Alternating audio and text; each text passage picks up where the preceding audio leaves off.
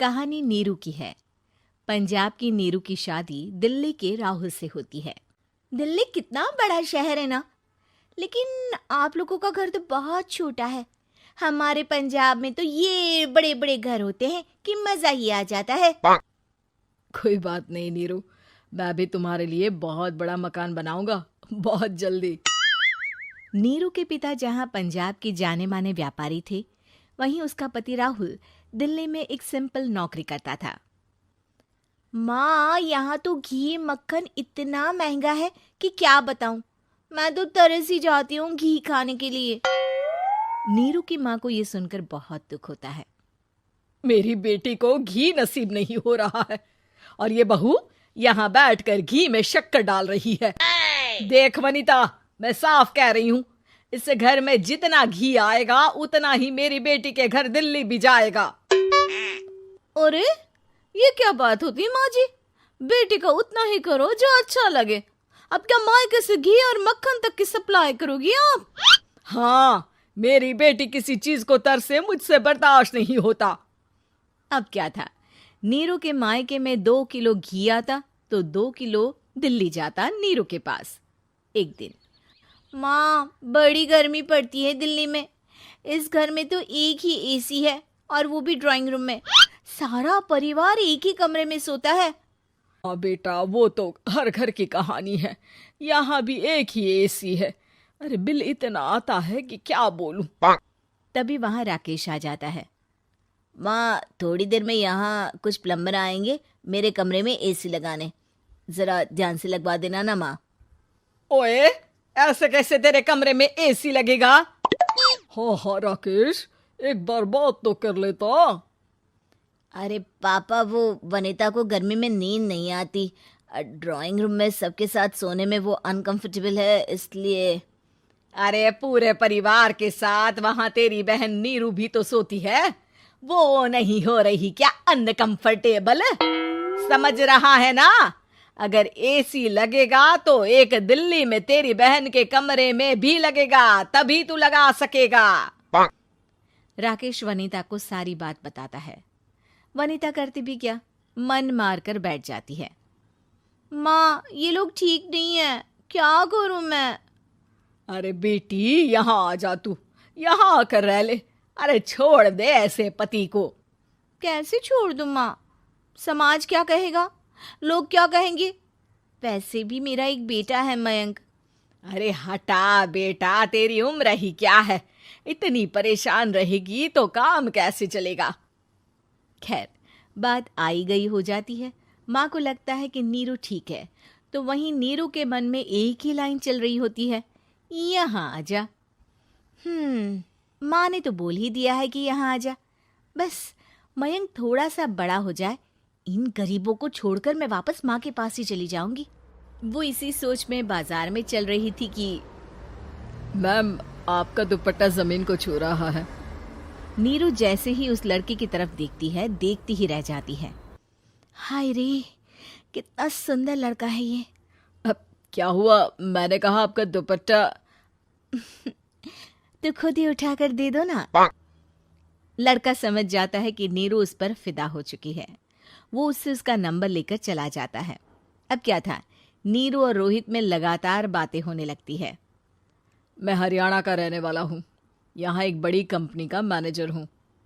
अच्छा, और कितने बच्चे हैं तुम्हारे? बच्चे? अरे मेरी तो शादी भी नहीं हुई है।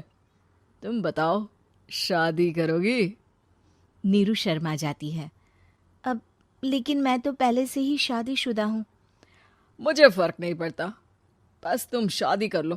भाग चलते हैं, बहुत पैसे वाला हूँ मैं, हमेशा खुश रखूंगा तुम्हें। नीरू रोहित से मिलकर सारा प्लान बना लेती है और फिर एक दिन घर से भाग जाती है। दोनों शादी कर लेते हैं।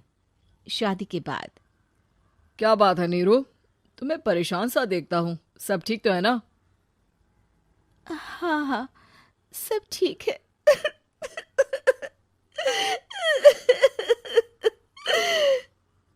ये कहते कहते ही वो रोने लगती है। अरे क्या हो गया, रो क्यों रही हो? मैंने तुमसे एक बात छुपाई है और वही बात अब मुझे परेशान कर रही है। रोहित, मेरा एक बेटा भी है, उसका नाम मयंक है। क्या बात कर रही हो? ये तुमने मुझे पहले क्यों नहीं बताया? देखो नीरू, मेरी माँ को मैंने ये नहीं बताया है कि तुम शादीशुदा हो। बच्चा मैं मैनेज नहीं कर पाऊंगा। नीरू को समझ में नहीं आता कि वो क्या करे। तुम उस बच्चे को अपनी माँ को क्यों नहीं दे देती? नीरू चुपके से माँ को फोन करती है। माँ, क्या मयंक को तुम रख सकती हो? बेटा, मैं राकेश के साथ बात करती हूँ। आखिर घर का बेटा वही है, जो वो बोलेगा।